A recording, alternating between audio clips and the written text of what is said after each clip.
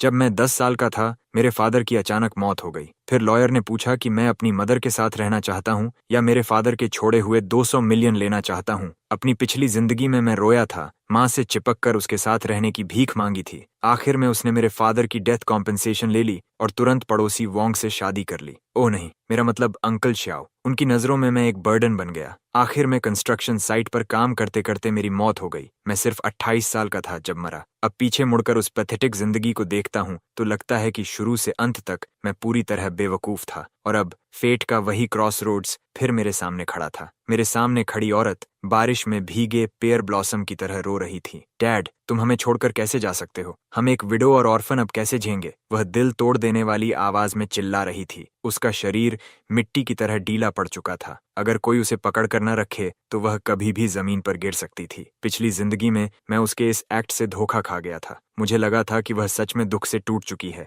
मुझे लगा था कि वह मेरे बिना जी नहीं सकती। इसलिए मैं दौड़कर उसके पैरों से लिपट गया था और रोते हुए कहा था कि मुझे उसके साथ रहना है। और उसके बाद क्या हुआ? उसने मेरे फादर की जान की कीमत पर मिली कॉम्पेंसेशन ले ली। सिर्फ 3 मंथ्स के अंदर उसने खुशी खुशी दूसरी शादी कर ली, उसी आदमी से जिसे वह हमेशा अंकल श्याओ कहती थी और जो सपोजिडली हमारी मदद करता था। मेरे फादर की राख भी पूरी तरह ठंडी नहीं हुई थी और वह आदमी हमारे घर में आकर रहने लगा। वह उसी बेड पर सोया जहां कभी मेरे फादर सोते थे और मैं उस घर में एक्स्ट्रा अनवांटेड प्रेजेंस बन गया। एक ऐसा बर्डन जिसे वे अपने आसपास नहीं चाहते थे। शाओचोंग का एक बेटा था जो मुझसे 2 साल बड़ा था। उसे खुश करने के लिए वह मुझे कांटे की तरह ट्रीट करता था। लियोन मुझे बिना दया के मारता और डांटता था। मेरे फादर का छोड़ा हुआ पैसा उनके फैमिली के खाने पीने और मौज करने का कैपिटल बन गया। वही पैसा मेरे स्टेप ब्रदर के लिए गर्ल्स को इम्प्रेस करने और दिखावा करने का टूल बन गया। और मुझे ट्यूशन भरने के लिए स्क्रैप्स इकट्ठा करने पड़ते थे। हाई स्कूल खत्म होने से पहले ही मुझे काम पर भेज दिया गया।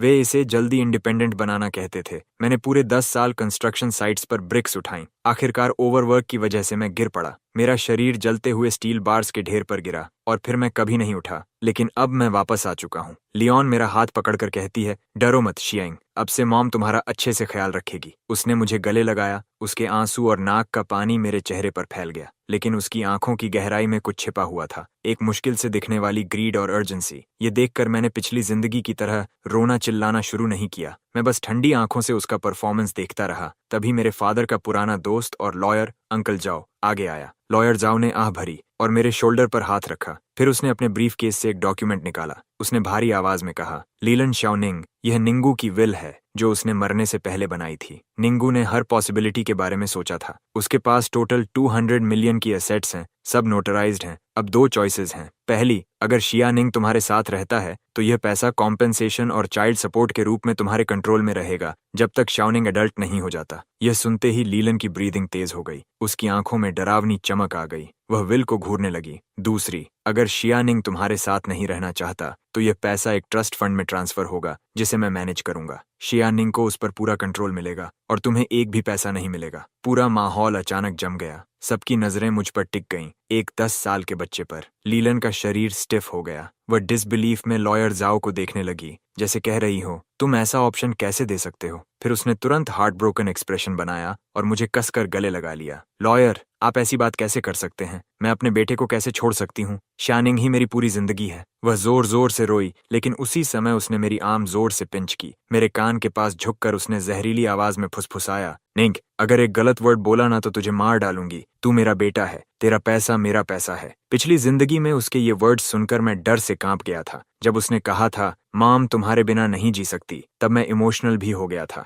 लेकिन अब मुझे सिर्फ घिन और नौजिया महसूस हो रहा था। मैं उसकी उंगलियों का कांपना महसूस कर सकता था। वह ग्रीफ की वजह से नहीं कांप रही थी, वह एक्साइटमेंट और नर्वसनेस थी। 200 मिलियन, उसने अपनी पूरी जिंदगी में इतना पैसा कभी नहीं देखा था। वह अभी से उस फ्यूचर की फैंटेसी देख रही थी जो उसे यह पैसा मिलने के बाद मिलने वाला था। जियाओचोंग के साथ खुशहाल जिंदगी के सपने देखते हुए मैं धीरे धीरे उसकी घुटन भरी पकड़ से खुद को छुड़ाने लगा। उससे अलग होने के बाद मैंने सिर उठाया। लॉयर जाओ की स्टन्ड नजरों से आंख मिलाकर मैंने साफ और धीरे धीरे कहा, अंकल जाओ, मैं दूसरा ऑप्शन चुनता हूँ। मैं 200 मिलियन चुनता हूँ। पूरा फ्यूनरल हॉल एकदम साइलेंट हो गया। इतनी खामोशी कि अगर सुई भी गिरती तो उसकी आवाज सुनाई देती। सब लोग जैसे फ्रीज हो गए। सब शौक में मुझे घूर रहे थे। उनके मुंह खुले रह गए थे। लीलैंड के चेहरे का दुखी एक्सप्रेशन तुरंत जम गया, फिर धीरे धीरे टूटने लगा और आखिर में शॉक और डिसबिलीफ में बदल गया। लियोन चीखी, निंग, तुमने क्या कहा? उसकी आवाज इतनी तेज थी कि कान फट जाए। मैंने शांत आवाज में फिर दोहराया,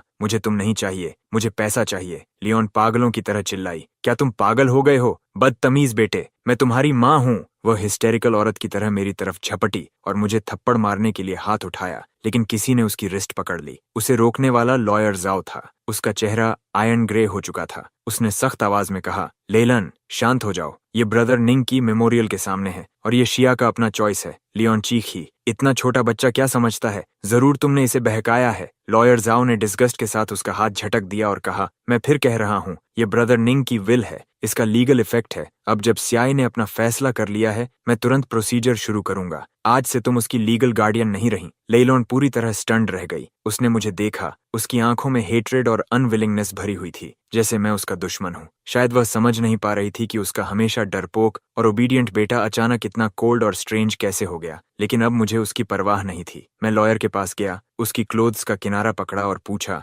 अंकल जाओ, क्या डैड पहले से सब जानते थे? लॉयर जाओ का शरीर हल्का सा कांपा। वह नीचे झुका और लंबे समय तक मेरी आंखों में देखता रहा। काफी देर बाद उसने दर्द भरी आवाज में सिर हिलाया और कहा, तुम्हारे फादर बहुत स्मार्ट आदमी थे, वह तुमसे बहुत प्यार करते थे। ये सुनते ही मेरी आंखें लाल हो गईं। हाँ, मेरे डैड बहुत स्मार्ट थे। वह लीलन की फिकलनेस कैसे नहीं समझते, लेकिन उन्होंने सब साइलेंटली सहा ताकि मुझे एक कंप्लीट फैमिली मिल सके। जब उन्हें टर्मिनल इलनेस का पता चला और समय कम बचा, तभी उन्होंने मेरे लिए यह एस्केप रूट तैयार किया। पिछली जिंदगी में मैं कितना बेवकूफ था। मैंने खुद अपने फादर के आखिरी प्यार को बर्बाद कर दिया था, लेकिन इस जिंदगी में मैं वही गलती दोबारा नहीं करूंगा। मैंने 200 मिलियन चुना। आखिर में रिलेटिव्स लियोन को वहां से घसीट कर ले गए। जाते समय उसकी आंखों में जो पॉइजनस हेट्रेड थी, मैंने उसे अपने दिल में हमेशा के लिए याद कर लिया। लेकिन मुझे फर्क नहीं पड़ा। जिस पल मैंने अपना फैसला लिया, उसी पल हमारे बीच का मदर सन बॉन्ड खत्म हो गया। अब सिर्फ हेट्रेड बची थी। लॉयर जाओ मेरा गार्डियन बन गया। वह एक ऑनेस्ट और रिलायबल इंसान था। डैड के फ्यूनरल के बाद वह मुझे अपने घर ले गया। उसने मुझे एक लंबी इन्वेस्टमेंट लिस्ट दिखाई। उसने कहा, ये सब प्रोजेक्ट्स हैं जिन्हें तुम्हारे डैड और मैंने उनकी मौत से पहले रिसर्च किया था। लेकिन मैंने सीधे आखिरी पेज खोला। अंकल जाओ,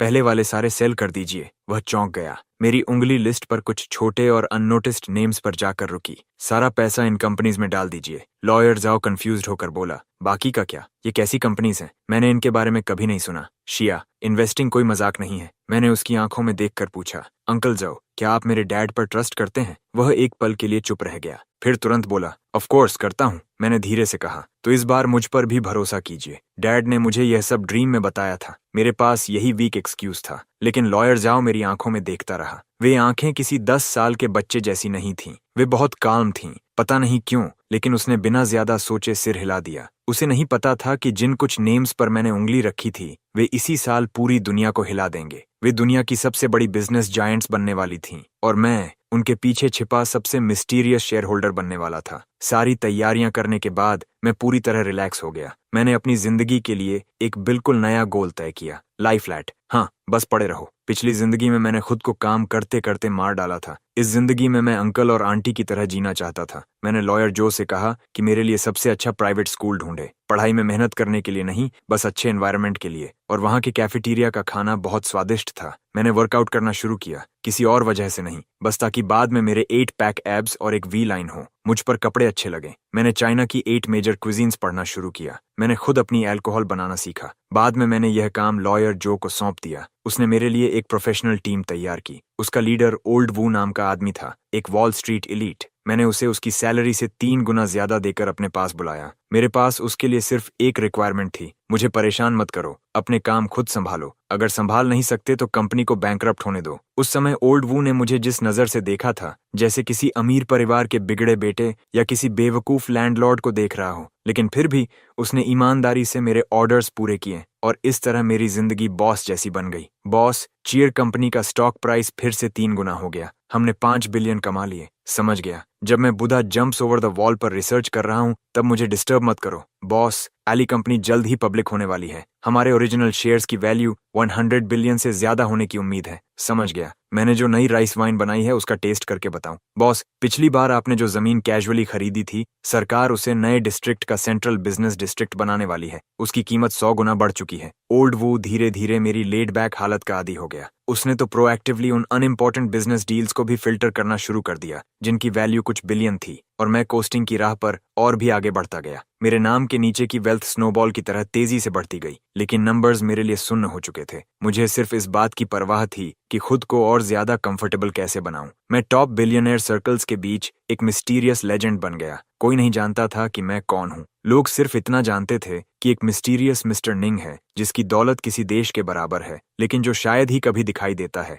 बिल्कुल ऐसे ड्रैगन की तरह जो सिर दिखाता है लेकिन पूंछ नहीं। फिर मैं 18 साल का हुआ और एक औरत प्रकट हुई जिसने मेरी शांत कोस्टिंग लाइफ को तोड़ दिया। श्याओ वनचिन, मेरी फॉर्मर फियांसे। श्याओ वनचिन और मेरी एंगेजमेंट मेरे ग्रैंडफादर द्वारा तय की गई चाइल्डहुड बिट्रोथल थी। मेरे पिता के गुजरने के बाद हमारा परिवार गिरावट में चला गया और फिर इस शादी की बात किसी ने नहीं उठाई, लेकिन किसी ने उम्मीद नहीं की थी कि मेरे पिता की छोड़ी हुई इनहेरिटेंस 10 साल बाद फर्मेंट होकर एक विशाल बिजनेस एम्पायर बन जाएगी। हालांकि मैंने जानबूझकर लो प्रोफाइल रखा था, फिर भी निंग फैमिली की वापसी ने श्याओ फैमिली का ध्यान खींच लिया। इसलिए मेरे 18वें बर्थडे पर ओल्ड मास्टर श्याओ अपनी प्रेशियस ग्रैंडडॉटर को लेकर आया। वह लोग सालों पुराने मैरिज कॉन्ट्रैक्ट को पूरा करने के बहाने हमारे दरवाजे पर आए। पहली बार मैंने शिया वानिन को लॉयर शो के घर के लिविंग रूम में देखा। उसने एक टेस्टफुल व्हाइट स्कर्ट सूट पहन रखा था। उसके लंबे बाल बड़ी सावधानी से पीछे पिन्ड अप थे। उसके चेहरे पर हल्का लेकिन डेलिकेट मेकअप था। खूबसूरत, हाँ, लेकिन बिल्कुल आइसबर्ग की तरह, ऐसी ठंडक छोड़ती हुई जो दूसरों को दूरी बनाए रखने की वार्निंग देती हो। वह एक स्ट्रॉन्ग करियर वुमन की मिसाल थी जिसे अपने परिवार की हेयर बनने के लिए पाला गया था। रैशनल, पावरफुल और काम। कहा जाता था कि 20 साल की उम्र में उसने डबल डॉक्टरेट हासिल कर ली थी। 22 साल की उम्र में उसने फैमिली बिजनेस संभाल लिया। उसके तरीके इतने रूथलेस थे कि बिजनेस के सबसे चालाक ओल्ड फॉक्सेस भी उससे सावधान रहते थे। उसकी दुनिया में सिर्फ करियर, इंटरेस्ट्स और डेटा थे। वह इमोशंस को सबसे बेकार कमजोरी मानती थी। Please have a seat. वह मेरे सामने बैठ गई, अपने पैर क्रॉस करते हुए। उसकी नजर स्कैनर की तरह सिर से पांव तक मुझ पर घूमी, बिना किसी छिपे हुए कंटेम्प्ट और स्क्रूटनी के। उस समय मैं अभी जिम से वापस आया था। मैंने लूज ट्रैक सूट पहन रखा था और मेरे बाल अभी भी पसीने से गीले थे। मैं आलस से सोफा पर टिक गया, कैजुअली एक एप्पल उठाया और उसका बाइट लिया। मेरा एटीट्यूड साफ तौर पर उसे पसंद नहीं आया। उसने हल्के से भौहें सिकोड़ लीं। मैंने सुना है कि हाई स्कूल ग्रेजुएशन के बाद तुमने पढ़ाई छोड़ दी। पढ़ाई बहुत टायरिंग होती है, तो अब क्या कर रहे हो? वर्कआउट, कुकिंग, वाइन ब्रूइंग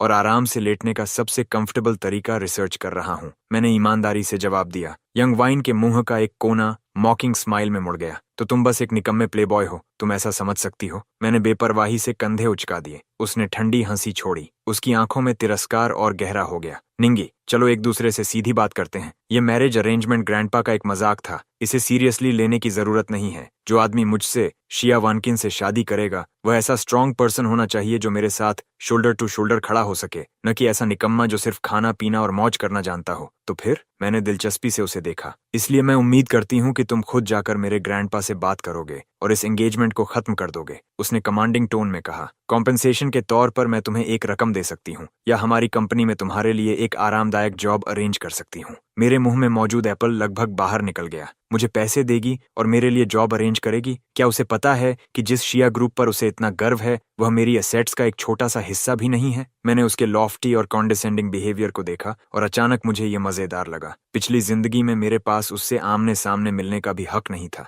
लेकिन इस जिंदगी में वह मेरे सामने बैठी थी, चैरिटेबल टोन में बात करते हुए मुझे कॉम्पेंसेशन ऑफर कर रही थी। मैंने अपना मुंह पोंछा और मुस्कुराते हुए कहा, फाइन। शिया वानकिंग एक पल के लिए स्टन्ड रह गई, जैसे उसे उम्मीद नहीं थी कि मैं इतनी आसानी से मान जाऊंगा। तुम्हें कैसी कॉम्पेंसेशन चाहिए? उसने फिर वही आईसी एक्सप्रेशन अपना लिया। मुझे न पैसे चाहिए और न कोई पोजीशन। मैं खड़ा हुआ और उसके पास चला गया। नीचे झुककर मैंने उसके कान में फुसफुसाया। उसने इंस्टिंक्टिवली पीछे हटने की कोशिश की, लेकिन उसका शरीर जम गया। मैं उसकी परफ्यूम की तेज खुशबू महसूस कर सकता था। मैंने अपनी आवाज धीमी कर ली, इतनी कि सिर्फ हम दोनों सुन सकें। मैं चाहता हूं कि तुम खुद जाकर अपने ग्रैंडफादर से कहो कि तुम मेरे निंग निंग के लायक नहीं हो। श्याओ वेंग की प्यूपल्स अचानक सिकुड़ गईं। शायद अपनी पूरी जिंदगी में उसने कभी इतने एरोगेंट शब्द नहीं सुने थे। उसने मुझे धक्का देकर दूर किया और अचानक खड़ी हो गई। उसका खूबसूरत चेहरा गुस्से से लाल हो गया। निंग निंग, एहसान फरामोश मत बनो। रिस्पेक्ट इंसान खुद कमाता है, दूसरे उसे देते नहीं हैं। मैं वापस सोफा पर बैठ गया और अपने पैर क्रॉस कर लिए।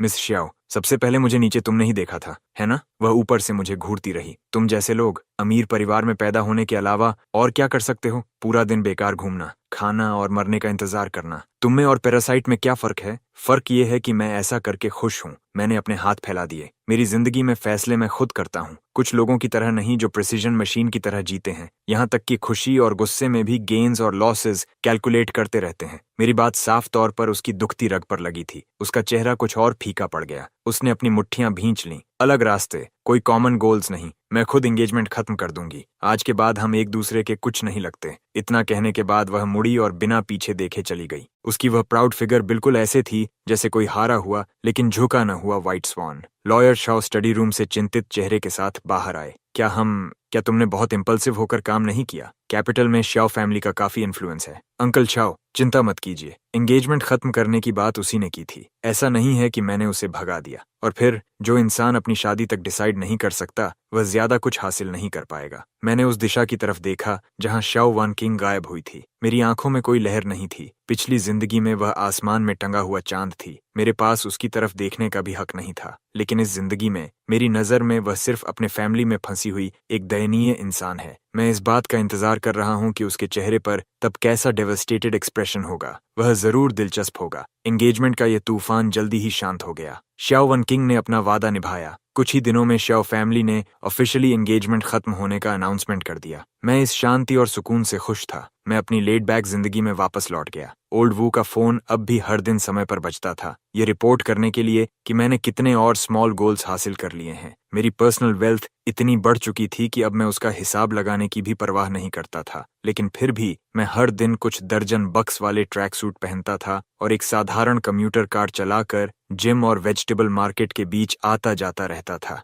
फिर एक दिन मेरी मुलाकात एक एंजल से हुई, एक ऐसी डिजर्ट शॉप के अंदर जो बंद होने वाली थी। वह शॉप पुराने शहर की गलियों के गहरे अंदर छिपी हुई थी। दुकान बहुत छोटी थी और एंटीक स्टाइल में सजाई गई थी। वहां कुछ लगभग खो चुकी ट्रेडिशनल चाइनीज डिजर्ट्स बेची जाती थीं। मैं दरवाजे पर लगे हैंड कार्व्ड वुडन साइन की तरफ खिंच गया। Today's special osmanthus flower steamed glutinous rice flower cake. ये डिजर्ट ऐसी चीज थी जो मेरे डैड बचपन में मेरे लिए बनाया करते थे। मैंने दरवाजा खोला। विंड चाइम से एक साफ और मधुर आवाज निकली। एक लड़की लाइट चैन चोंग सैम पहने पीछे से बाहर आई। उसके लंबे बाल उसकी कमर तक पहुंच रहे थे। उसने कोई मेकअप नहीं किया था। उसके चेहरे पर हल्की सी चौंकी हुई कंफ्यूजन थी। जिस पल मैंने उसे देखा मेरा दिल एक धड़कन छोड़ गया। ये एक बहुत अजीब एहसास था। वह शाओ वन किंग जितनी स्टनिंगली ब्यूटीफुल नहीं थी, लेकिन वह एक साफ स्प्रिंग की तरह थी, प्योर और क्लीन। सिर्फ उसे देखकर ही लोगों को शांति महसूस होती थी। क्या आपके पास अभी भी ऑस्मंथस शुगर स्टीम्ड चेस्टनट केक है? मैंने पूछा।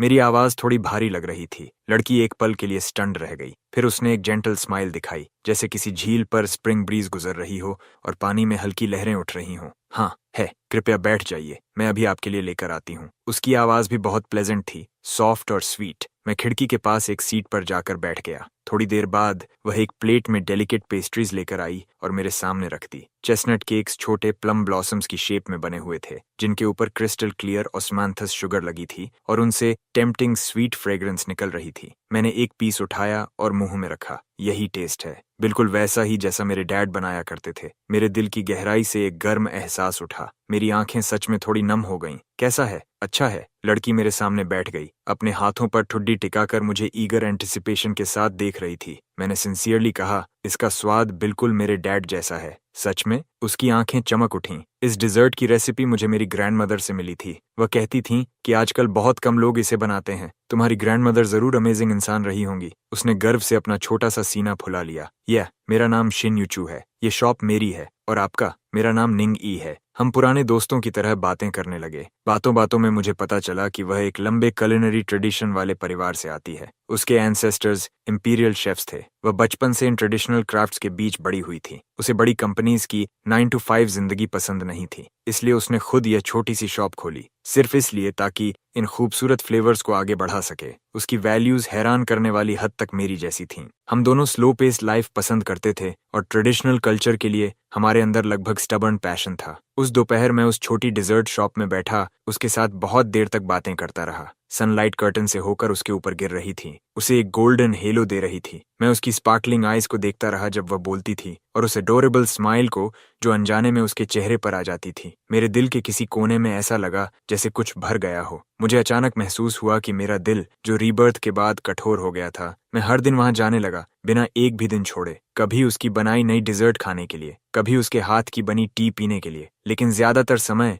मैं बस चुपचाप बैठकर उसे काम करते हुए देखता रहता था। वह बहुत बिजी रहती थी। शॉप में सिर्फ वही थी, इंग्रेडिएंट्स तैयार करना, गुड्स बनाना, कस्टमर्स को सर्व करना और सफाई करना। वह सब कुछ खुद करती थी, लेकिन उसने कभी शिकायत नहीं की। उसके चेहरे पर हमेशा एक संतुष्ट स्माइल रहती थी। मैंने उसकी मदद करना सीखना शुरू किया। शुरुआत में मैं डिशेस धोने में मदद करता था, फिर वेजिटेबल्स चुनने में। बाद में उसने मुझे अपनी बैक किचन में आने की भी अनुमति दे दी ताकि मैं उसे डिजर्ट्स बनाते हुए देख सकूं। उसकी किचन बड़ी नहीं थी, लेकिन बहुत साफ और व्यवस्थित थी। सारे यूटेंसिल्स बहुत नीटली अरेंज थे। जब वह काम करती थी तो बहुत फोकस्ड रहती थी, बिल्कुल किसी डिवाउट आर्टिस्ट की तरह। उसकी पतली उंगलियों को साधारण इंग्रेडिएंट्स को एक्सक्विजिट आर्ट पीसेस में बदलते देखना अपने आप में एक प्लेजर था। एक बार मैं उसकी मदद कर रहा था एक भारी फ्लावर बैग उठाने में। क्योंकि मैं अभी वर्कआउट खत्म करके आया था, मैंने सिर्फ एक टाइट वर्कआउट टैंक टॉप पहन रखा था। शिन्यू मेरे पीछे खड़ी होकर मेरे मसल्स को एफर्ट से टेंस होते हुए देख रही थी। उसके गाल हल्के लाल हो गए। निंगी, तुम्हारी बॉडी बहुत अच्छी है। मैंने बैग नीचे रखा, मुड़ा और जानबूझकर अपना चेस्ट फुला लिया। टच करना चाहोगी? मुझे लगा वह शर्मा कर भाग जाएगी, लेकिन उसने सच में अपना हाथ बढ़ा दिया। उसकी फिंगर टिप्स थोड़ी ठंडी थीं और उनमें ग्लूटिनस राइस की हल्की मीठी खुशबू थी। उसने धीरे से मेरे एब्स की ग्रूव्स को छुआ। फर्म। वह ऐसे दिख रही थी जैसे उसने कोई नई दुनिया खोज ली हो। उसकी आंखें बड़ी और गोल हो गईं। मेरा शरीर तुरंत टेंस हो गया। गर्मी की एक लहर मेरे अब्डोमेन से सीधे सिर तक पहुंच गई। मैंने 2 जिंदगियां जी थीं और यह पहली बार था जब किसी लड़की ने मुझे इस तरह टीज किया था। उसका इनोसेंट और क्यूरियस एक्सप्रेशन देखकर मुझे समझ नहीं आया कि हंसूं या रोऊं। मैंने उसका बेचैन छोटा हाथ पकड़ लिया। उसका हाथ बहुत सॉफ्ट था, जैसे उसमें हड्डियां ही न हों। मैंने अपनी आवाज धीमी की और उसके कान के पास झुक गया। उसका चेहरा तुरंत लाल हो गया, बिल्कुल पके हुए एप्पल की तरह। उसने जल्दी से अपना हाथ पीछे खींच लिया, मुड़ी और बैक किचन से भाग गई। उसकी भागती हुई फिगर को देखकर मैं खुद को हंसने से रोक नहीं पाया। ये लड़की सच में बहुत अडोरेबल थी। हमारी रोज की बातचीत के दौरान हमारा रिश्ता धीरे धीरे और गर्म होने लगा। हमारे पास एंडलेस कॉमन टॉपिक्स थे, फूड से लेकर वाइन मेकिंग तक, कुंगू ओपरा से लेकर गुचिन तक। मुझे लगा वह किसी ट्रेजर की तरह है जो हमेशा मुझे नए सरप्राइजेस देती रहती है। वह गुइंग बजा सकती थी, इंक वॉश पेंटिंग्स बना सकती थी और यहाँ तक कि अपना खुद का रूज भी बना सकती थी। वह बिल्कुल किसी एंशिएंट टाइम्स से समय पार करके आई मेड सर्वेंट जैसी लगती थी, जिसके पूरे शरीर से क्लासिकल चार्म निकलती हो। मैं हर दिन उससे मिलने का इंतजार करने लगा, उसकी स्माइल देखने का, उसे बैंटर करने का, उसके उन छोटे अनकॉन्शियस मूवमेंट्स को देखने का। मैंने तो यह सोचना भी शुरू कर दिया था कि अगर आने वाले दिनों में वह हर दिन मेरे साथ रहे तो शायद वह इतना बुरा नहीं होगा। मैंने उसकी डिजर्ट शॉप को एक स्पेशल नेम दिया, माई जेड किचन, और उसने मुझे एक निकनेम दिया, द लाइंग डाउन लैंडलॉर्ड। वह कहती थी कि मैं पूरा दिन कुछ नहीं करता, बस यहाँ रेंट कलेक्ट करने आता हूँ और उसके बनाए सबसे अच्छे डिजर्ट्स खा जाता हूँ। मुझे पता था कि हमारे बीच बस एक पतली पेपर लेयर बाकी है और उस लेयर को तोड़ने वाली चीज एक एक्सीडेंट थी। उस दिन एक रिच सेकंड जनरेशन लड़का स्पोर्ट्स कार में शॉप पर आया और पहली नजर में ही शिन्यूचू पर फिदा हो गया। वह स्लिक और ऑयली था, उसकी बातें बहुत फ्लिपेंट थीं। आते ही उसने पूरी शॉप खरीदने की कोशिश की और शिन्यूचू को अपने साथ चलने के लिए कहा। शिन्यूचू ने नेचुरली मना कर दिया। अपमानित होकर वह रिच गाय गुस्से में आ गया और शॉप में हंगामा करने लगा, काफी चीजें तोड़ दी। उस समय मैं बैक किचन में था, एक नई रेसिपी पर काम कर रहा था। बाहर का शोर सुनते ही मैं तुरंत बाहर भागा। मैंने शॉप को बर्बाद हालत में देखा और शिन्यू के छोटे चेहरे को डर से सफेद पड़ा हुआ। मेरे अंदर अचानक एक अनएक्सप्लेन्ड गुस्सा उमड़ पड़ा। दोनों जिंदगियों में मैं कभी इतना फ्यूरियस नहीं हुआ था। मैं शाइनी यूचू के सामने खड़ा हो गया और उस रिच गाय को ठंडी नजरों से घूरा। निकल जाओ, तू आखिर है कौन? मेरी बिजनेस में दखल देने की हिम्मत कैसे हुई? उस रिच गाय ने घमंड से मेरी नाक की तरफ उंगली उठाई। मैंने कुछ नहीं कहा, बस अपना फोन निकाला और ओल्ड वू को कॉल किया। ओल्ड वू, मेरे लिए एक लाइसेंस प्लेट चेक करो। 5 मिनट के अंदर इसे और इसकी फैमिली कंपनी को कैपिटल से गायब कर दो। रिच गाय एक पल के लिए फ्रीज हो गया, फिर जोर से हंस पड़ा। तूने तो मुझे डरा ही दिया। क्या तू खुद को मूवी में समझता है? 5 मिनट में मेरी फैमिली गायब कर देगा? तुझे पता भी है मेरा डैड कौन है? मैंने उसे शांत नजरों से देखा, जैसे किसी डेड मैन को देख रहा हूँ। 3 मिनट भी नहीं बीते थे कि उस रिच सेकंड जनरेशन का फोन बज उठा। उसने कॉल उठाई। उसके चेहरे की स्माइल तुरंत जम गई। क्या कहा आपने? कंपनी के अकाउंट्स फ्रीज हो गए, सारे कोलैबोरेशंस कैंसिल हो गए? ये कैसे पॉसिबल है?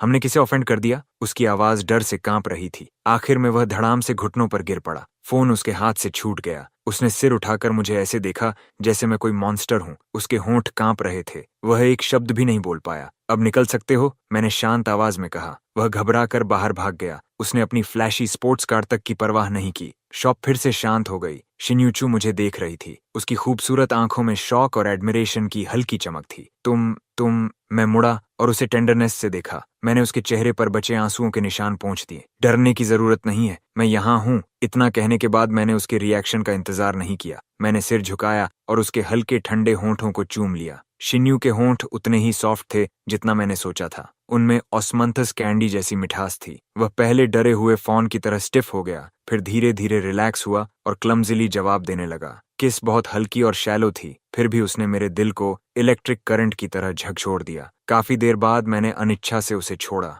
उसने सिर नीचे कर लिया। उसका चेहरा इतना लाल था जैसे उससे खून टपक पड़ेगा, और वह मेरी तरफ देखने की हिम्मत नहीं कर पा रहा था। शिन्यू, मैंने उसका चेहरा अपने हाथों में लिया और उसे मेरी आंखों में देखने पर मजबूर किया। फिर सीरियसली कहा, क्या तुम मेरी गर्लफ्रेंड बनोगी? उसने अपने होंठ काटे। उसकी लंबी आई लैशेज बटरफ्लाई विंग्स की तरह कांप रही थीं। काफी देर बाद उसने आखिरकार मॉस्कीटो की हम जितनी धीमी आवाज में धीरे से कहा, यस। मैं किसी इडियट की तरह मुस्कुराने लगा। मैंने उसे कसकर अपनी बाहों में भर लिया। ऐसा महसूस हुआ जैसे पूरी दुनिया मेरी हो गई हो। 2 जिंदगियां जीने के बाद पहली बार मुझे समझ आया कि दिल की धड़कन तेज होने का मतलब क्या होता है, हैप्पीनेस क्या होती है। वह मेरी बाहों में मंबल करने लगा, अभी तुम बहुत डरावने लग रहे थे। क्या मैंने तुम्हें डरा दिया? तुम सिर्फ एक फोन कॉल से किसी कंपनी को बैंकरप्ट कर सकते हो। मिंग, तुम आखिर हो कौन? मैंने उसकी साफ और इनोसेंट आंखों को देखा और समझ गया कि अब मैं उससे यह छुपा नहीं सकता। मैंने कहा था ना, मैं बस एक लेड बैक लैंड ओनर हूँ। मैंने उसकी नाक फ्लिक की। बस मेरे पास बहुत सारी जमीन है। मैंने उसे अपनी कहानी सिलेक्टिवली बताई।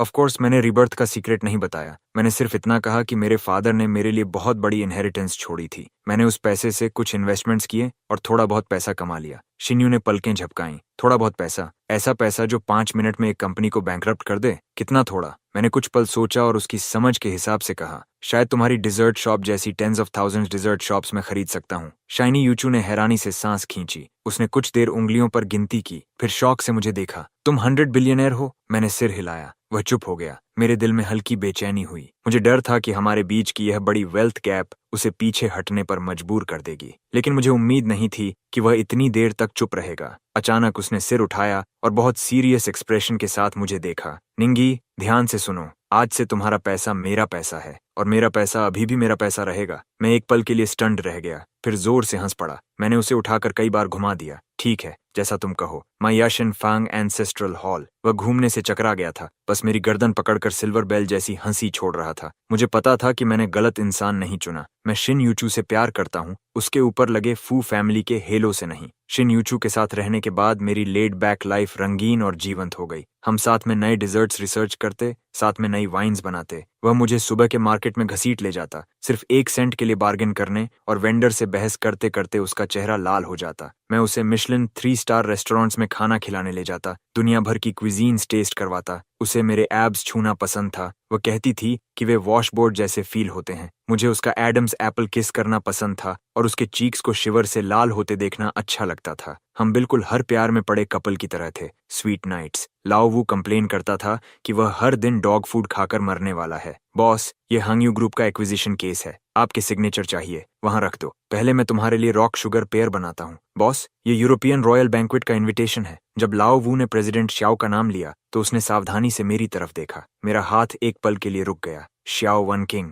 मैंने यह नाम बहुत लंबे समय से नहीं सुना था। मैंने इंडिफरेंट टोन में पूछा, उसे मुझसे क्या चाहिए? ओल्ड वू ने समझाया, हाल ही में श्याओ ग्रुप को कैश फ्लो प्रॉब्लम्स का सामना करना पड़ रहा है। उन्हें तुरंत एक बड़े इन्वेस्टमेंट की जरूरत थी। उन्हें पता चला कि यिओन शनफोंग बहुत अच्छा कर रहा है और वे कोऑपरेशन मांगना चाहते हैं। एफन शनफोंग वही इन्वेस्टमेंट कंपनी है जिसे मैंने ओल्ड वू से बनवाया था, और यह मेरे विशाल बिजनेस एम्पायर का सिर्फ एक छोटा सा कोना है। लेकिन यही छोटा सा कोना भी श्याओ ग्रुप के लिए ऐसा बेहिम्मत है जिसकी तरफ उन्हें ऊपर देखकर बात करनी पड़ती है। वक्त कैसे पलट गया। तब वह अलूफ आइसबर्ग सीईओ, जिसने कहा था कि मैं उसके लायक नहीं हूं, अब खुद मेरे पास इन्वेस्टमेंट मांगने आने वाली है। मेरे होंठों के कोने पर प्लेफुल स्माइल आ गई। मैंने कहा, अगर बात करनी है तो खुद मेरे इंपीरियल किचन में आकर करे। इंपीरियल किचन यानी यूचू की डिजर्ट शॉप। ओल्ड वू कंफ्यूज्ड दिखा। उससे कहो प्रपोजल साथ लेकर आए ताकि मैं उसकी सिंसेरिटी देख सकूं। मैं सच में इंतजार कर रहा हूं उस पल का जब शाओ वान किंग मुझे और शाइनी यूचू को साथ देखेगी और समझेगी कि जिस ट्रैश को उसने सबसे ज्यादा नीचे समझा था वही अब ऐसा इंसान बन चुका है जिसकी तरफ उसे ऊपर देखकर बात करनी पड़ेगी। उसके चेहरे का एक्सप्रेशन कितना शानदार होगा। मैं सच में उसका इंतजार कर रहा हूं। जब लिटिल विंग आया, मैं बैक किचन में शाइनी यूचू के फेवरेट क्रैब रो सूप डम्पलिंग्स बना रहा था। मैंने व्हाइट शेफ कोट पहन रखा था, ऊपर एप्रन बंधा था और मेरे हाथों पर अब भी फ्लावर लगा हुआ था। शिन्यूचू छोटी बिल्ली की तरह पीछे से मुझे पकड़कर मेरी वेस्ट से लिपटी हुई थी। उसकी चिन मेरे शोल्डर पर टिकी थी। वह चुपके से अभी अभी स्टीम हुए क्रैब रो के बाइट्स खा रही थी और साथ ही मुझे इंस्ट्रक्शंस भी दे रही थी। यहाँ की प्लीट्स सुंदर नहीं है। ओ डियर, ये तो सिर्फ तुम्हें दिख रहा है इडियट। ये वाला मुश्किल से पास होता है। मैं तुम्हारा मास्टर इसे अप्रूव करती हूँ। मैं उसे मनमानी करने दे रहा था। बीच बीच में मैं सिर घुमाकर उसके चीक पर किस कर देता। किचन में खाने की खुशबू और हमारे बीच की स्वीट एटमॉस्फेयर भरी हुई थी। और तभी शियाओ वन किंग ने दरवाजा खोला और अंदर आई। आज उसने ब्लैक प्रोफेशनल सूट पहन रखा था। उसके बाल हमेशा की तरह परफेक्टली कोम्ड थे। उसके चेहरे पर एग्जॉस्टन और एंजाइटी थी, लेकिन फिर भी वह अपनी आईसीसीईओ फसाड बनाए रखने की पूरी कोशिश कर रही थी। लेकिन जैसे ही उसने सामने का सीन देखा, वह शॉक में पूरी तरह फ्रीज हो गई। शायद उसने सपने में भी नहीं सोचा होगा कि स्मूथ सेलिंग के पीछे का लेजेंडरी, मिस्टीरियस और ऑल पावरफुल बॉस असल में वही इंसान निकलेगा जिसे उसने कभी सबसे ज्यादा नीचे समझा था, वह यूजलेस वेस्ट। और उससे भी ज्यादा शॉकिंग बात यह थी कि वही वेस्ट अब एक छोटी डिजर्ट शॉप की बैक किचन में एप्रन पहनकर अपने हाथों से सूप बना रहा था और एक लड़की उसे पीछे से ऐसे हग किए हुए थी जैसे वह उस पर अपना क्लेम जता रही हो। शाओ वेंग का चेहरा पल भर में सफेद पड़ गया। उसकी आमतौर पर काल्म और रैशनल रहने वाली आंखों में शॉक, कंफ्यूजन और एक हल्की डिस्कम्पोजर भर गई जिसे शायद उसने खुद भी नोटिस नहीं किया। प्रेसिडेंट शाओ, आप आ गईं। मैंने ऐसे रिएक्ट किया जैसे अब जाकर मैंने उसे नोटिस किया हो। मैंने हाथ पोंछे, एप्रन उतारा और हल्के टोन में ग्रीटिंग दी। शिन्यू भी मेरे पीछे से अपना छोटा सा सिर बाहर निकालकर क्यूरियोसिटी से शाओ वन किंग को देखने लगी। फिर धीरे से मुझसे फुसफुसाई, निंगी, ये कौन है? बहुत फियर्स लग रही है, किसी बेगर जैसी। मैं मुस्कुराया और उसकी नाक पिंच कर दी। शाइनी चू खुद को हंसने से रोक नहीं पाई। शाओवा का चेहरा तुरंत सफेद से हरा और फिर हरे से लाल हो गया। एक शानदार दृश्य। उसने अपनी फिस्ट्स कस लीं। उसके नेल्स उसकी हथेली में गहराई तक धंस गए। उसने दांत भींचते हुए कुछ शब्द निकाले। निंगी, ज्यादा मत बढ़ो। ज्यादा? मैंने आईब्राउ उठाई। प्रेसिडेंट शाओ, अगर मुझे सही याद है तो वही आप थीं जिन्होंने कहा था कि हमारा एक दूसरे से कोई लेना देना नहीं है। अब आप खुद मेरे दरवाजे पर आई हैं। अगर भीख मांगने नहीं आई तो फिर किस लिए आई हैं? मैं शिन्यूचू को लेकर बाहर एक टेबल पर बैठ गया। मैंने उसके सामने स्टीमिंग सूप डम्पलिंग्स की बास्केट रख दी। ट्राई करो, अभी अभी स्टीमर से निकले हैं। तभी मैंने धीरे से अपनी नजर शाओ वन किंग की तरफ घुमाई। मैंने हाथ से उसे बैठने का जेस्चर दिया। प्रेसिडेंट शाओ, बैठिए, जो कहना है कहिए। मेरा एटीट्यूड कैजुअल और डिसमिसिव था, जैसे मैं किसी इनसिग्निफिकेंट इंसान को टाल रहा हूँ। ये बिल्कुल वैसी बिजनेस नेगोशिएशन नहीं थी जैसी उसने इमेजिन की थी। यहाँ कोई टेंशन नहीं थी, कोई वर्बल स्पारिंग नहीं, सिर्फ डोमिनेशन, पूरी तरह naked domination. Shao one king ने गहरी सांस ली और खुद को काम करने की कोशिश की। उसने अपनी बैग से एक थिक फोल्डर निकाला और मेरे सामने सरका दिया। मिस्टर निंग, ये शियो कॉर्पोरेशन का अगले 5 इयर्स का डेवलपमेंट प्लान है, साथ ही हमारा करंट फाइनेंसिंग प्रपोजल भी। I hope. स्टॉप। मैंने हाथ उठाकर उसे बीच में ही रोक दिया। प्रेसिडेंट शाओ, मुझे लगता है आपने एक बात गलत समझ ली है। क्या इस समय आप मुझसे भीख मांग रही हैं? उल्टा नहीं। मैं अपनी चेयर पर पीछे टिक गया और धीरे धीरे जानबूझकर कहा, मुझे आपके प्लान में कोई इंटरेस्ट नहीं है। मैं सिर्फ आपसे एक सवाल पूछना चाहता हूँ। मैंने अपने पास बैठी शिन्यूचू की तरफ इशारा किया, फिर अपनी तरफ। क्या आपको लगता है कि वह और मैं एक अच्छे मैच हैं? शाओ वेंग्स का शरीर अचानक स्टिफ हो गया। वह मुझे घूरती रही, फिर मेरे बगल में बैठी शिन्यूचू की तरफ देखने लगी, जो ब्लिसफुल एक्सप्रेशन के साथ छोटे छोटे बाइट्स लेकर सूप डम्पलिंग्स खा रही थी। उसके होंठ हल्के हिले, लेकिन एक शब्द भी बाहर नहीं निकला। ओ मैच! यह सवाल किसी तेज चाकू की तरह था, जो बेरहमी से उसके प्राउड हार्ट में घुस गया। उसके सामने बैठा आदमी हैंडसम था, वेल्थी था, उसके पास इमेंस पावर और इन्फ्लुएंस था। फिर भी वह एक साधारण लड़की के लिए अपने हाथों से खाना और सूप बना रहा था। उसकी आंखों में जो एडोरेशन थी, वह ऐसी टेंडरनेस थी जो उसने पहले कभी नहीं देखी थी। और वह लड़की साधारण कपड़ों में होने के बावजूद प्योर स्माइल और क्लियर आईज के साथ ऐसी हैप्पीनेस बिखेर रही थी जो लव्ड होने से पैदा होती है। वे दोनों साथ बैठे थे जैसे किसी पीसफुल लाइफ की सीरीन पिक्चर हो, और वह खुद एक्सपेंसिव सूट पहनकर थिक प्रपोजल पकड़े यहाँ किसी क्लाउन की तरह बैठी थी, इस आदमी की पिटी का एक टुकड़ा मांगती हुई। कभी वह मेरे सामने सामने खड़ी होकर कॉन्डिसेंडिंग टोन में कहती थी कि मैं उसकी दुनिया से बाहर निकल जाऊं, और अब हालात पलट चुके थे। ओवरवेलमिंग आयरनी और रिग्रेट किसी टाइडल वेव की तरह उसे निगल गए। उसका प्राइड, उसकी रैशनैलिटी इस पल टुकड़ों में टूट चुकी थी। उसने मुश्किल से बोलने की कोशिश की। उसकी आवाज अब उसकी अपनी जैसी नहीं लग रही थी। तुम दोनों एक अच्छे मैच हो, ऐसा है? शाओइंग्स के चेहरे से आखिरी रंग भी गायब हो गया। उसे पता था कि मैं उसे ह्यूमिलिएट कर रहा हूँ, उन्हीं शब्दों को उसी पर वापस इस्तेमाल करके जो उसने कभी मुझसे कहे थे। मिंगी, मैं मानती हूँ कि उस समय मैं अंधी थी। उसने आंखें बंद कर लीं, जैसे सारी ताकत जुटा रही हो। मैं तुमसे माफी मांगती हूँ, लेकिन बिजनेस बिजनेस है और पर्सनल पर्सनल। सू ग्रुप के साथ ये कोऑपरेशन सच में बहुत इंपॉर्टेंट है। मैं तुमसे विनती करती हूँ। मुझसे भीख मांग रही हो? मैंने उसे बीच में रोका। प्रेसिडेंट श्याओ, किस कैपेसिटी में मुझसे भीख मांग रही हो? मेरी एक्स फियंसे के रूप में या एक डिफीटेड ओपोनेंट की तरह? शिन्यूचू ये सब सुनकर पूरी तरह कंफ्यूज थी, लेकिन उसने समझदारी से बीच में कुछ नहीं कहा। बस चुपचाप मेरे बोल में एक छोटा स्टीम्ड बन डाल दिया, फिर अपनी क्लियर आईज से साइलेंटली मेरा सपोर्ट करती रही। यही छोटा सा जेस्चर शियो विंग्स की सारी डिफेंसेस तोड़ गया। उसने हमारे बीच उस वर्डलेस अंडरस्टैंडिंग को देखा, वह इंटीमेसी जो हमारे खून में बस चुकी थी, ऐसी चीज जिसे वह कभी हासिल नहीं कर सकती थी। वह हमेशा सोचती थी कि वह करियर के पिनेकल और सुप्रीम पावर का पीछा कर रही है, लेकिन आज पहली बार उसे एहसास हुआ कि जब वह मैसेस से बहुत ऊपर खड़ी थी तब उसका दिल कितना एम्प्टी और कोल्ड था। उसने पूरी दुनिया जीत ली थी, लेकिन उस एक इंसान को खो दिया था। निंगी, उसने फिर कहा। उसकी आवाज अब आंसुओं से भर चुकी थी। इसे मेरी विनती समझ लो, ओके? वह रो पड़ी। हमेशा अलूफ और आइस जैसी कोल्ड रहने वाली श्याओ वन किंग सच में रो रही थी। आंसू उसके डेलिकेट चीक से बहते हुए उसके प्राउड प्रपोजल पर गिर रहे थे, जिस पर पानी के धब्बे फैलते जा रहे थे। मैं उसे चुपचाप देखता रहा। मेरे दिल में प्लेजर का एक कतरा भी नहीं था, सिर्फ इंडिफरेंस। पिछली जिंदगी में शायद मैं उसके आंसुओं से पिघल जाता, शायद सॉफ्ट हो जाता, लेकिन अब नहीं। मैंने वह प्रपोजल उठाया बिना देखे ही और सीधे बगल के ट्रैश कैन में फेंक दिया। प्रेसिडेंट श्याओ, मैं खड़ा हुआ और ऊपर से उसे देखते हुए कहा, मैं तुम्हें एक और बात बता दूं, मुझे ऐसी कंपनी एक्वायर करने में कोई इंटरेस्ट नहीं है जो बैंक्रप्सी के किनारे खड़ी हो, खासकर तब जब उस कंपनी की ओनर तुम हो। इतना कहकर मैंने उसकी तरफ दोबारा नहीं देखा। मैंने शिन्यू का हाथ पकड़ा और किचन की तरफ मुड़ गया। मेरे पीछे शियो वन किंग के अनकंट्रोलेबल हार्ट ब्रोकन सॉब्स की आवाज गूंज रही थी। मुझे पता था कि आज के बाद इस औरत का प्राइड मेरे हाथों से पूरी तरह टूट चुका है, और यह सिर्फ शुरुआत थी। शियो वन किंग पूरी तरह डेवस्टेटेड होकर चली गई। मैंने उसके बाद उसके साथ क्या हुआ इस पर ज्यादा ध्यान नहीं दिया, क्योंकि मेरे दरवाजे पर उससे भी ज्यादा डिस्गस्टिंग इंसान आ चुका था। लाइलोन, मेरी बायोलॉजिकल मदर। उसे पता नहीं कैसे शिन्यो की डिजर्ट शॉप का पता चल गया था और उसने सीधे एंट्रेंस पर आकर रास्ता रोक लिया। 10 साल बीत चुके थे। वह काफी बूढ़ी लगने लगी थी और बहुत ज्यादा थकी हुई दिख रही थी। वह औरत जिसने कभी अपना चार्म बनाए रखा था,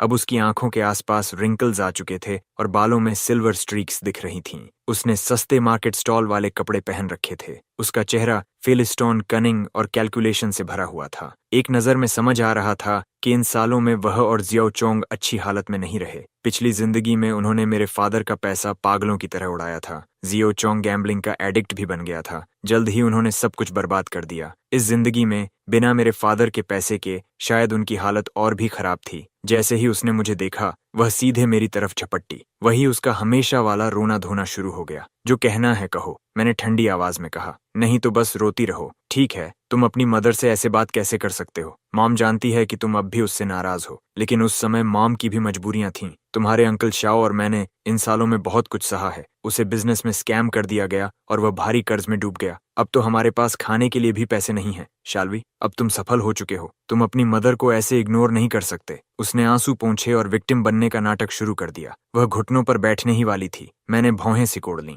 शिन्यू शॉप से बाहर आई। ये देखकर वह थोड़ी कंफ्यूज्ड हो गई। निंगी, ये कौन है? एक इरेलेवेंट इंसान। मैंने शिनयूचू को अपने पीछे कर लिया। मैं नहीं चाहता था कि वह इस गंदे सीन से प्रभावित हो। लेइलन चीखी और शिनयूचू की तरफ उंगली उठाई। मैं इरेलेवेंट कैसे हूँ? मैं उसकी मदर हूँ, उसकी असली मदर। और तुम कौन हो? एक विक्सन जो मेरे बेटे को बहकाने की कोशिश कर रही है। हमारे फैमिली के पैसे के पीछे हो ना? शिन्यू का चेहरा सफेद पड़ गया। मेरा एक्सप्रेशन पूरी तरह डार्क हो गया। मैंने धीरे धीरे हर शब्द अलग बोलते हुए कहा। मेरी आवाज बर्फ जैसी ठंडी थी। मैं आखिरी बार कह रहा हूँ, निकल जाओ। मैं नहीं जाऊंगी। निंगी, आज तुम्हें मुझे पैसे देने ही होंगे। 1 मिलियन नहीं, 10 मिलियन, वरना मैं यहीं बैठी रहूंगी और कभी नहीं जाऊंगी। और मैं तुम पर अपनी मदर को अबैंडन करने का केस भी करूंगी। लियोन ने टेंट्रम करना शुरू कर दिया। उसे लगा मैं अब भी वही पुशओवर हूँ जिसे वह मैनिपुलेट कर सकती है। उसे लगा कि मुझे अपनी रेप्यूटेशन की परवाह होगी, लोग क्या सोचते हैं इसकी चिंता होगी। वह गलत थी। मैंने उसके अगली चेहरे को देखा और अचानक मुस्कुरा दिया। फाइन, तुम मुझ पर केस करना चाहती हो? मैं तुम्हें वह मौका दूंगा। मैंने अपना फोन निकाला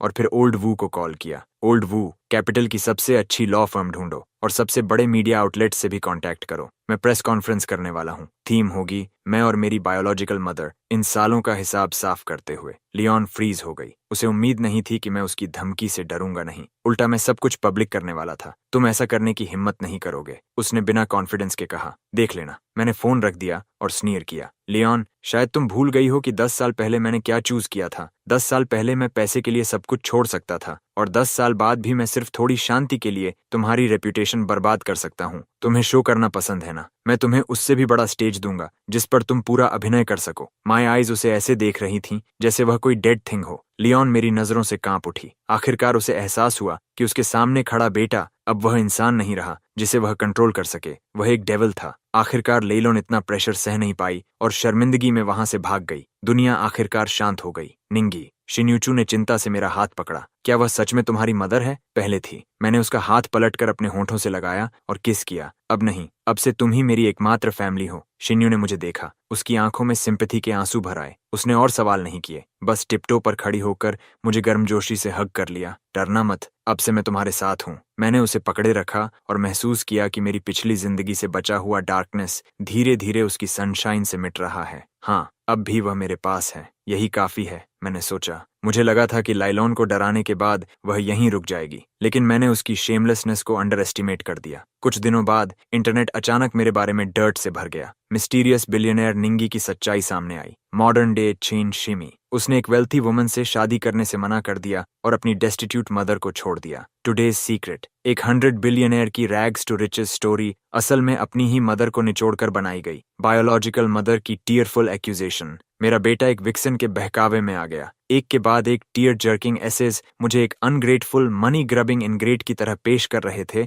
जो ब्यूटी के जादू में अंधा हो चुका था, जबकि लीलन को एक लॉन्ग सफरिंग पुअर मदर की तरह दिखाया गया जिसे उसके बेटे ने छोड़ दिया। और शिन्यूचू, नेचुरली वह विक्सन बन गई जिसने हमारे मदर सन बॉन्ड को तोड़ दिया। कुछ कैंडिड फोटोज भी थीं जिनमें मैं और शिन्यूचू सड़क किनारे डाइनर में खाना खा रहे थे। पब्लिक ओपिनियन पूरी तरह एक्सप्लोड हो गया। अनगिनत नेटाइजन्स जिन्हें सच नहीं पता था उन फैब्रिकेटेड स्टोरीज से भड़क गए और मेरे खिलाफ पागलों जैसी ऑनलाइन अटैक शुरू कर दी। पहली बार मेरा नाम इस तरह ट्रेंडिंग टॉपिक्स में पहुंचा। कुछ लोग तो हद से भी आगे चले गए। उन्होंने शिन्यूचू की डिजर्ट शॉप डॉक्स कर दी, दुकान पर पेंट फेंका और दरवाजे पर ट्रैश डाल दिया। निंगी, मैं कोई सेडक्ट्रेस नहीं हूँ। मुझे पता है तुम ऐसी नहीं हो। डरना मत, मैं सब संभाल लूंगा। मेरी आंखों में मर्डरस इंटेंट पहले से कहीं ज्यादा गहरी हो गई। लेलन शाओचोंग, तुमने सच में मुझे गुस्सा दिला दिया। मैं तो बस तुम्हें तुम्हारी हालत पर छोड़ देना चाहता था, लेकिन तुमने उन लोगों को निशाना बनाया जिनकी मुझे सबसे ज्यादा परवाह है। तो अब मुझे रूथलेस होने के लिए दोष मत देना। मैंने ओल्ड वू से इन्वेस्टिगेशन करवाई,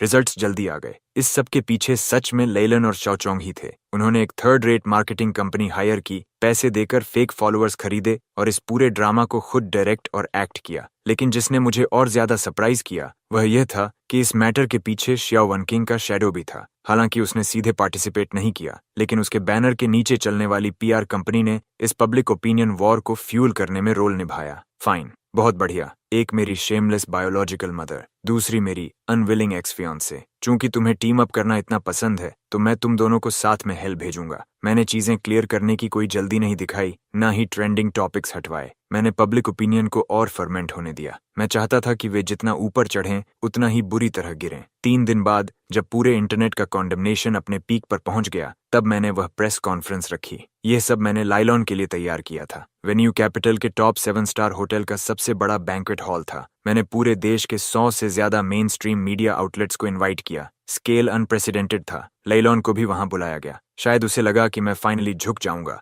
और उसे पैसे देकर मामला सेटल कर दूंगा। उसके चेहरे पर स्मग स्माइल थी। चौवानिंग भी वहां आई। वह एक इनकॉन्स्पिक्यूअस कॉर्नर में बैठी थी, ये देखने के लिए कि मैं सिचुएशन को कैसे हैंडल करूंगा। मैंने परफेक्टली फिटेड हैंडमेड सूट पहन रखा था। शिन्यो का हाथ पकड़े मैं स्टेज पर चढ़ा। शाइनी यूचू थोड़ी नर्वस थी, उसकी पाम्स पसीने से भीगी हुई थीं। मैंने उसे रीअश्योरिंग स्माइल दी। फ्लैश बल्ब्स पागलों की तरह चमकने लगे। मैंने अपना थ्रोट क्लियर किया और सामने मौजूद काउंटलेस माइक्रोफोन्स और कैमरास की तरफ देखते हुए अपनी पहली लाइन बोली, हेलो एवरीवन, मैं निंगी हूँ। आज मैंने आप सबको यहाँ एक कहानी सुनाने के लिए बुलाया है, चॉइसेस की कहानी। मैंने 10 साल की उम्र से शुरू हुई पूरी घटना एग्जैक्टली वैसे ही सुनाई जैसे वह हुई थी। मेरे फादर्स विल से लेकर लीलैंड की थ्रेट्स तक और आखिर में मेरे डिसीजन तक। मैं बहुत कामली बोल रहा था। बिना किसी इमोशन के, जैसे किसी और की कहानी सुना रहा हूँ। लेकिन पूरा वेन्यू डेड साइलेंस में डूब गया। सभी जर्नलिस्ट्स शॉक में थे। शायद उन्होंने कभी इमेजिन नहीं किया था कि ट्रूथ ऐसा होगा। एक शॉकिंग ट्विस्ट। लीलन का चेहरा पल भर में सफेद पड़ गया।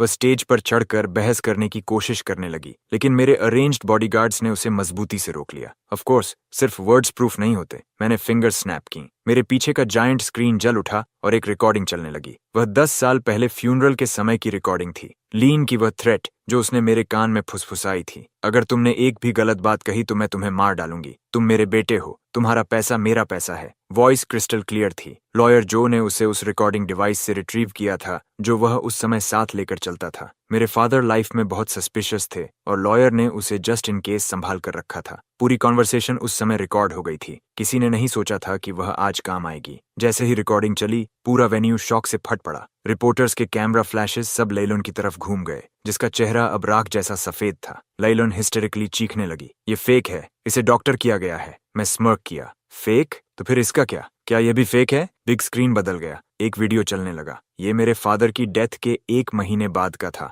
लैलान और श्याओचोंग एक अपस्केल रेस्टोरेंट में ग्लासेस उठाकर सेलिब्रेशन कर रहे थे। लॉन, मैंने कहा था ना, वह बच्चा इडियट है। वह डेफिनेटली तुम्हें चुनेगा। वह मेरा बेटा है। मैं उसे अंदर तक जानती हूँ। जैसे ही हमें वह 200 मिलियन मिल जाएगा, हम पूरी दुनिया घूमेंगे, हमारे खूबसूरत फ्यूचर के नाम। चीयर्स। वीडियो में दोनों बेहद खुश दिख रहे थे। उनकी स्माइल्स आंखें चुभने जितनी चमकदार थीं। ये वीडियो ओल्ड वू ने कुछ स्पेशल मेथड्स इस्तेमाल करके रेस्टोरेंट की सिक्योरिटी फुटेज से रिकवर किया था। एविडेंस आयरन क्लाड था। लियोन अब और डिनाई नहीं कर सकी। वह जमीन पर ऐसे गिर गई जैसे मिट्टी का ढेर हो। अभी खत्म नहीं हुआ, मैंने ठंडी आवाज में कहा। बिग स्क्रीन पर और एविडेंस आने लगे। शाओचोंग के गैम्बलिंग आईओयूज, मेरे फादर की बिलोंगिंग्स बेचने के रिकॉर्ड्स और यहाँ तक कि नेबर्स की टेस्टिमोनीज भी, जिसमें बताया गया था कि बचपन में उन्होंने मेरे साथ कैसा अब्यूज किया। एक एक चीज सामने आती गई और ट्रूथ हॉरिफाइंग होता गया। वह सो कॉल्ड लविंग मदर, वह so called hidden difficulties, undeniable facts के सामने सिर्फ एक विशाल जोक बनकर रह गए।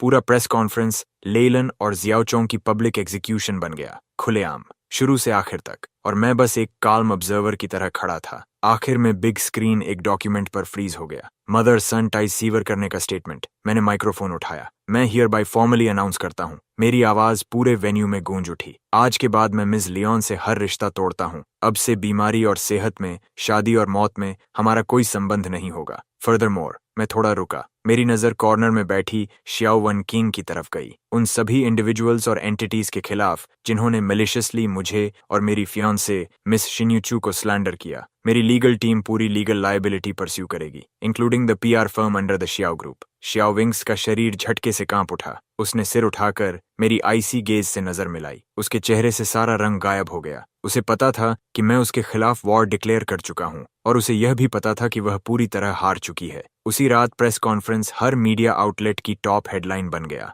पब्लिक ओपिनियन इंस्टेंटली रिवर्स हो गया। ट्रेंडिंग टॉपिक्स हॉट सर्च पर छा गए। लीलोन और शाओचोंग सड़क के रैट्स बन चुके थे। हर कोई उन्हें पीटना चाहता था। उन्हें सिर्फ मॉरल कॉन्डेमनेशन ही नहीं बल्कि लीगल पनिशमेंट का भी सामना करना पड़ा। Fraud, child abuse, evidence forgery, इतने क्राइम्स कि वे जिंदगी भर प्रिजन में सड़ सकते थे। शिया ग्रुप भी इस मामले में फंस गया। उसके स्टॉक्स एक ही रात में 30% गिर गए। बैंक्रप्सी के एज पर खड़ी शियाओ वन कीन पागलों की तरह हर जगह मदद मांग रही थी, लेकिन हर तरफ वॉल्स से टकरा रही थी। इस समय कोई भी मुझे ऑफेंड करने की हिम्मत नहीं कर रहा था। आखिरकार उसने अबैंडनमेंट और आइसोलेशन का स्वाद चख लिया। कुछ दिनों बाद एक अनएक्सपेक्टेड पर्सन का कॉल आया। वह शियाओ वन किंग थी। उसकी आवाज अब कोल्ड नहीं थी बल्कि एग्जॉस्शन और होर्सनेस से भरी हुई थी। निंगी, मैंने तुम्हें गलत समझा था। यही उसकी पहली बात थी। मैंने तुम्हें इसलिए कॉल नहीं किया कि तुम मुझे छोड़ दो। मैं बस तुमसे एक सवाल पूछना चाहती हूँ। पूछो। अगर मैंने उस समय एंगेजमेंट कैंसिल नहीं की होती तो क्या तुम करते? नहीं। मैंने बिना हेजिटेशन के उसे इंटरप्ट किया। शियाओ वन किंग, तुम कभी मेरी दुनिया में आई ही नहीं और कभी आ भी नहीं सकती थी, क्योंकि तुमने मुझे कभी समझा ही नहीं। तुमने सिर्फ वही देखा जो तुम देखना चाहती थी। तुमने सिर्फ उसी इंसान को पसंद किया जिसे तुमने इमेजिन किया था। और शुरू से आखिर तक मैं सिर्फ एक ऑर्डिनरी आदमी बनना चाहता था जो उस इंसान के लिए खाना बनाए जिससे वह प्यार करता है। दूसरी तरफ लंबी साइलेंस छा गई। आखिर में बस एक हल्की सी आवाज आई, जैसे कोई दिल टूट रहा हो। I understand. उसने फोन काट दिया। मुझे पता था कि यह औरत अब अपनी पूरी जिंदगी में मुझे दोबारा डिस्टर्ब नहीं करेगी। शायद वह अपना बिजनेस एम्पायर फिर से खड़ा कर ले, अपने तरीके से, लेकिन उसकी दुनिया में हमेशा एक मिसिंग पीस रहेगा, वह पजल पीस जिसका नाम हैप्पीनेस है, और मैं अपनी हैप्पीनेस पहले ही पा चुका था। मैंने फोन बंद किया और किचन में चला गया। शाइनी चू व विनी द पू एप्रन बांध रही थी जो मैंने उसे खरीदा था। वह हमिंग कर रही थी, क्लमजिली डम्पलिंग्स रैप करना सीख रही थी। उसके चेहरे पर फ्लावर लगा हुआ था। जैसे ही उसने मुझे अंदर आते देखा, उसने मुझे बड़ी स्माइल दी। शेफ, आकर अपने head of the imperial kitchen की मदद करो। आज मैं 3 फ्रेश फिलिंग डम्पलिंग्स खाना चाहती हूँ। विंडो से सनलाइट अंदर आ रही थी। वह उसके लवली फेस पर पड़ रही थी, वार्म और ब्यूटीफुल। मैं उसके पास गया, पीछे से उसे हग किया और उसके नोज पर लगे फ्लावर पर किस किया। As you wish my queen. Wealth बस फ्लीटिंग क्लाउड्स है। ये सारी चीजें इस पल में पूरी तरह अनइम्पॉर्टेंट हो चुकी थीं। मैं सिर्फ अपने सामने खड़ी इस लड़की को पकड़ कर रखना चाहता था। पूरी जिंदगी उसके लिए खाना बनाना चाहता था। पूरी जिंदगी उसकी स्माइल देखना चाहता था। इस जिंदगी में रीबॉर्न होकर मैंने 200 मिलियन इस्तेमाल करके अपने पास्ट से सारे टाइज तोड़ दिए, लेकिन मैंने कभी नहीं सोचा था कि आखिर में मुझे पूरी दुनिया वापस मिल जाएगी। एक ऐसी दुनिया जिसमें वह थी।